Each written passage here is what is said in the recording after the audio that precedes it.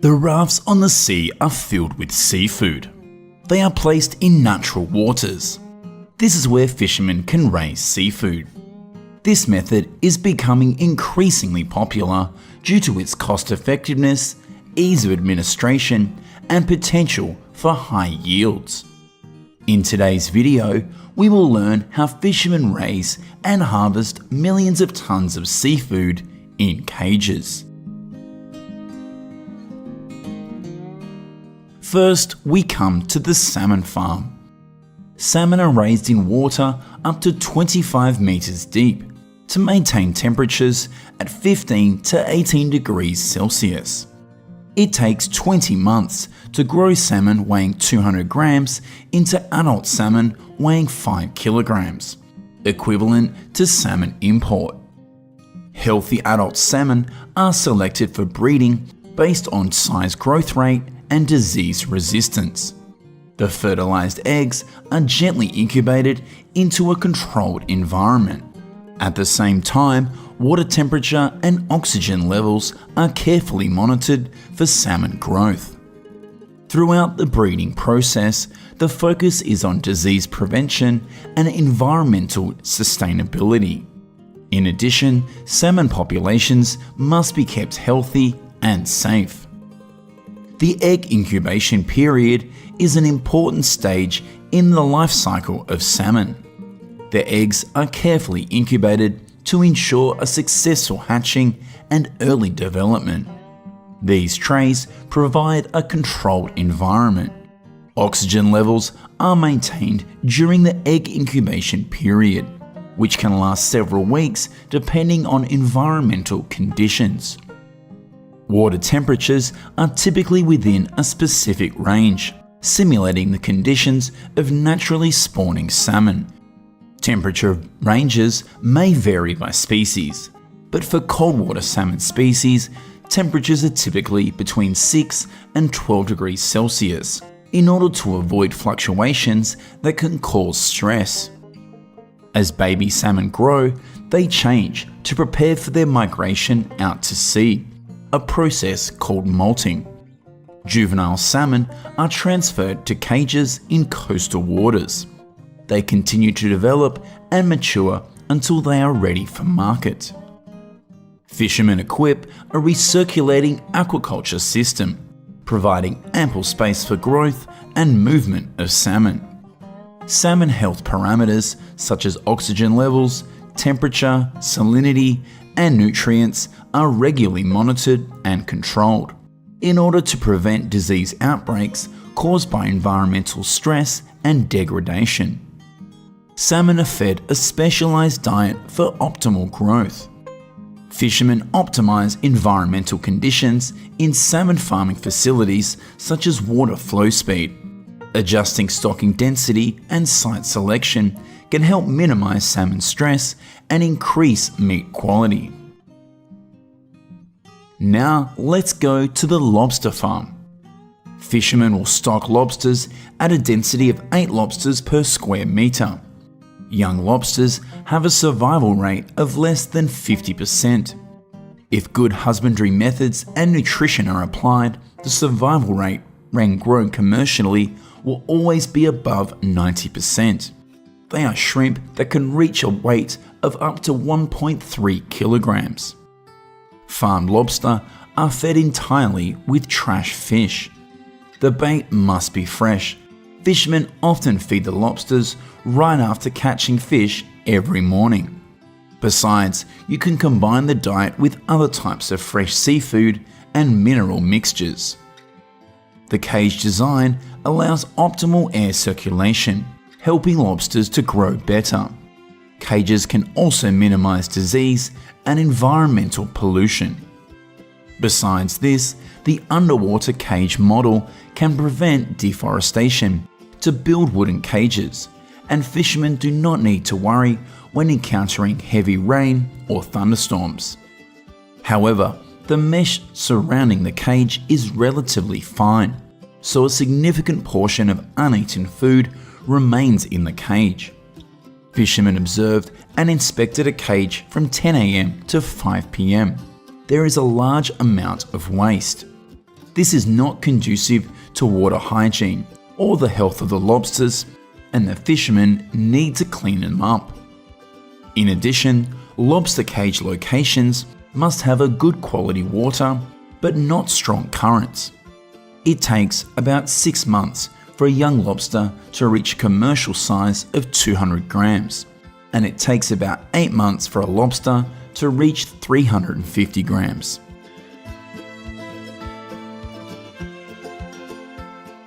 Atlantic bluefin tuna are prized for sushi, but their commercial importance has attracted overfishing, and populations have plummeted by as much as 80% in some areas of the Atlantic Western Ocean. When the tuna are raised in closed tanks, fewer wild Atlantic bluefin tuna are caught for consumption, reducing the pressure on the marine fish stocks. We are now looking at large cages at a tuna farm off the coast of Croatia. Tuna farming and fishing generates an annual export value of between 70 and 80 million US dollars and creates valuable employment opportunities for coastal communities. In Japan, there are more than 100 large and small-scale tuna farms across the country. Takashima Farm is a premium Japanese producer of bluefin tuna. Here, they are raised with carefully selected food and kept in organized cages. Tuna is a large fish that needs to swim continuously and has a high need for oxygen. Therefore, it is important to keep them in a sturdy, spacious cage. Tuna cages are located in nutrient-rich waters at a depth of at least 50 meters. These areas must have a flow greater than 10 centimeters per second, with a salinity range of 36 to 39 ppt. The spawning cycle begins with transferring adult fish into the breeding cage. The breeding period lasts in the summer from May to August. Typically, tuna raised in net cages in the ocean for 3 to 4 years until they reach a weight of around 110 to 132 pounds. For tuna farmers, a major concern is high feed conversion rates. On average, 15 to 20 kilograms of feed are needed to produce 1 kilogram of tuna. This number is significantly higher than many other farm fish species. Tuna are usually fed 1 to 3 times a day. The amount of food depends on the size, temperature of the sea, and reaction to food. Based on the preferences of wild tuna, farm tuna are fed a special diet that includes fresh sardines and anchovies. In New England, summer is the time when oyster farmers work hard on the farm to prepare their young oysters to head out to sea. Net cages are responsible for growing the oysters and keeping them safe from drifting away or touching the seabed. Cages need to have a fairly stable bottom, as they are quite heavy and can sink into the mud if the bottom is too soft. Fishermen use cages when the oysters are very small and are not ready yet to be raised in the wild. This gives them more protection than open water and more space to grow. The cage area should be at least 1 foot deep, even in harsh conditions. This prevents the oysters from suffocating in mud or freezing in the winter. Oyster cages are kept clean by fishermen. During warm weather, from May to September, fishermen may need to clean oysters every 2 weeks. Fishermen will shake the cage to remove sediment and fake feces. Besides this, when using a floating cage system to raise oysters on the water surface, fishermen also have to fight against biological fouling. Turning the cage regularly will expose the top side of the cage to the sun, drying out any buildup on that side of the cage. At the same time, it inhibits the growth of organisms attached to the cage. Oysters are an important part of the ecosystem. They act as natural filters for water. At the same time, the development of commercial oyster farming also brings positive impacts to the natural environment. Typically, oysters taste great in February or March. Tokara's coastline is rich in ocean currents, making it one of the best oyster producing areas in Japan. Oysters are a species that feed by filtering the water column. With this special growth method, sometimes reducing the scale of farming will bring better results. Fishermen can significantly limit the number of cages they have. The goal is to reduce the burden on the environment and produce sustainably. With fewer cages, each oyster can now receive all the nutrients it needs and growth rates increase significantly. Previously, it took a year of growth for an oyster to reach 15 grams, and now they weigh 20 grams in just 4 months. What is surprising is that the oysters have become softer and more delicious. Fisheries and Oceans Canada is partnering with the aquaculture industry with the goal of helping it operate in a sustainable and responsible manner.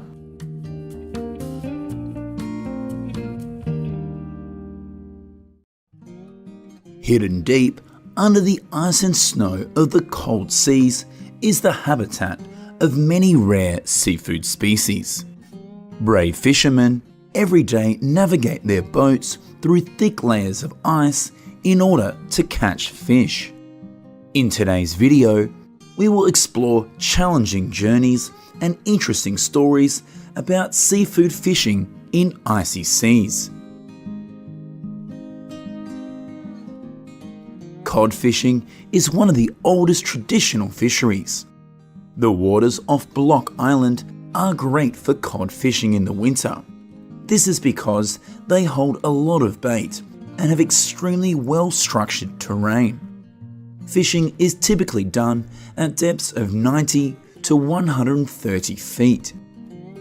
Regardless of the means of fishermen use, commercial fishing in winter is one of the most dangerous jobs.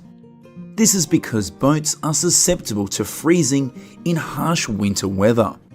Significant ice accumulation ranges from 1/4 of an inch to 1 inch per hour. Fishermen must slow down and change directions in order to reduce ice buildup. They also must remove ice while moving, and this can also reduce risk. When fishing in tropical waters, fishermen do not expose cod to direct sunlight. They are stored in the coolest place immediately after catching. Cooling helps to slow down spoilage and also prevents the blood from coagulating too quickly and reducing the quality of the meat. However, when fishing in cold waters, fishermen do not have to worry about environmental temperature affecting the quality of cod. After bringing the fish onto the boat, the fishermen start cutting off the heads and gutting the cod as soon as possible. This not only ensures a continuous supply to the freezer, but also reduces the rate of cod spoilage. Liver is also discarded by the fishermen. This is because it contains very perishable fats that can go rancid even at low temperatures. After being gutted, the cod are placed in a cold water tank where they are given a final rinse. The cod is rapidly frozen and stored at low temperatures on board. Therefore, there is no limit on fishing time.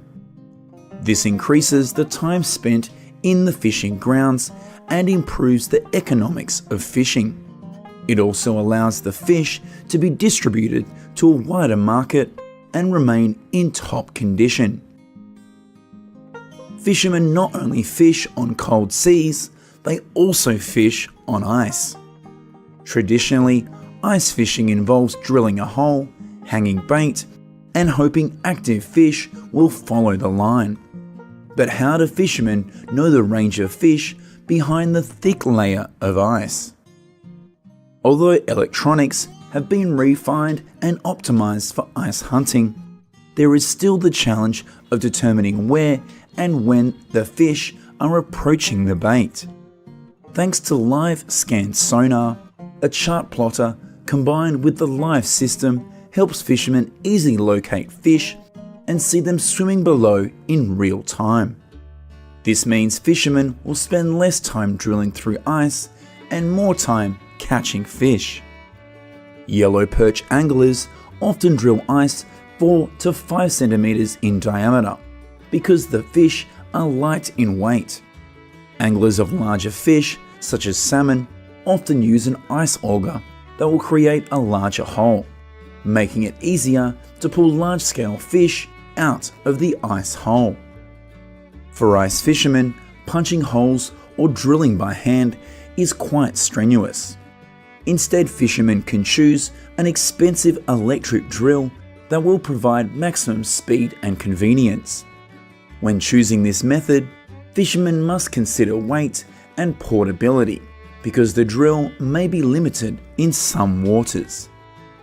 Most fish will be found near the bottom, so it's important to probe the ice hole to know how deep to set your bait. Depending on the swimming tendency of each fish species, fishermen have a suitable way to place bait near the bottom or just below the ice. Besides this, fishermen need to keep their bait fresh because a live fish is always more attractive than a dead one. They will always be careful and check the ice hole at least every 30 minutes. This will ensure that the ice holes are not frozen and are in good working order. Carrying equipment to fishing locations is also a difficult problem. Fishermen must use snowmobiles specifically designed for moving on ice. The canopy blocks the wind, making ice fishing more comfortable. There are many types of ice fishing shelters, from simple windbreaks to mobile homes. To fish safely, fishermen must constantly check the thickness of the ice when moving away from shore and wear a buoyancy jacket. They never venture out on the ice alone and always carry a length of rope. They also avoid areas that can absorb heat from the sun and weaken the ice.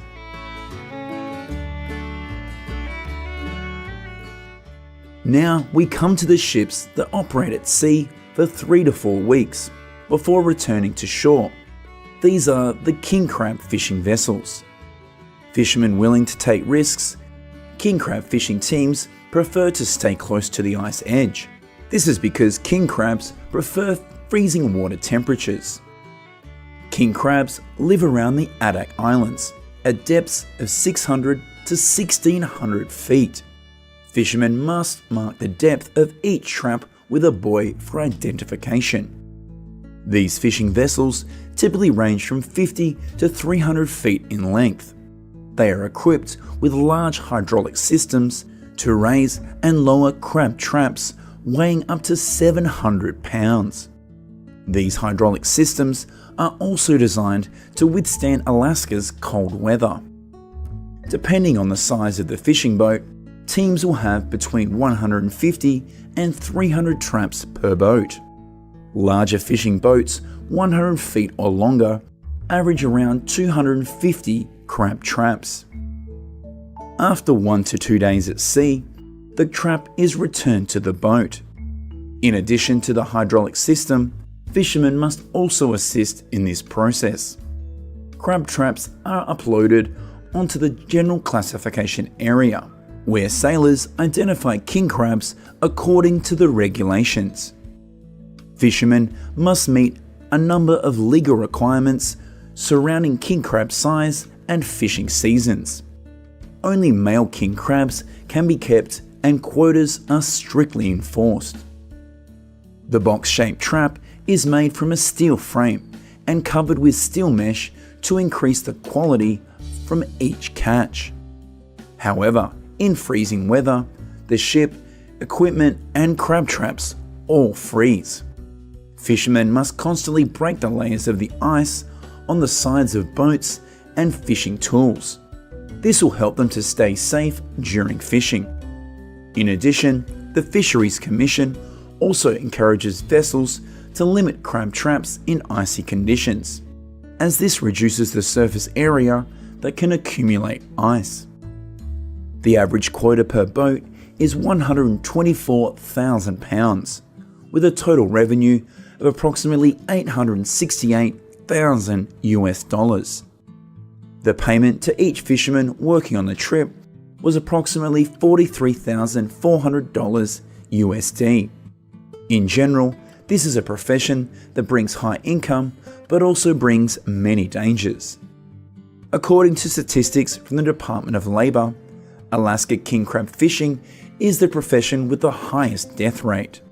Main causes of death include hypothermia or drowning. Crew members were also seriously injured or killed by the heavy equipment used to catch king crab or the dangers of ice accumulating on the boat. The North Atlantic and Arctic are home to some of the world's best seafood, among them cold water shrimp. The cold environments in the northern regions creates perfect living conditions for this wild shrimp. Cold water shrimp populations stretch from Canada in the west to the Barents Sea in the east. Cold water shrimp grow extremely slowly, so the shrimp have firmness, bright pink colour, and a pleasant, sweet flavour. Marine shrimp fishing takes place in remote areas during harsh weather conditions that require sturdy ships to be able to cope with the challenge. About 2 to 4 hours after pulling the net, the shrimp are released into the hold, where a conveyor belt leads them to a buffer tank below deck. After being classified, shrimp that meet the standards will be cooked or stored at -21 degrees Celsius in the ship's hold. Once back on land, the ships will take their catch to processing plants. Here, fresh frozen shrimp are gently thawed and distributed to the market. Cooked shrimp are peeled, packaged, and shipped to customers around the world.